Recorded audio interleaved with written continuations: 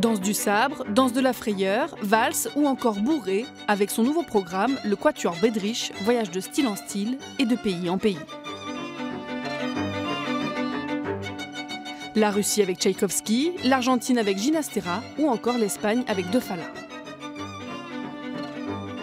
Notre idée, c'était de faire une sorte de bal itinérant, comme si on était dans une sorte des musiciens itinérants dans une roulotte par exemple, et qu'on voyage et on pose nos valises dans chaque pays, puis on joue un peu et on fait un bal. Et dans un bal, il y a toujours des morceaux très rapides et puis de temps en temps un morceau plus calme pour pouvoir se reposer par exemple.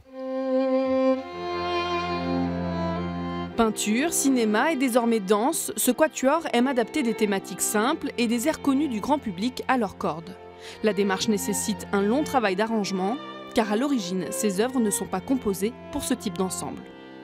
La formation quatuor à cordes est un peu, entre guillemets, une formation un peu élitiste qui s'adresse un peu à des initiés quand même.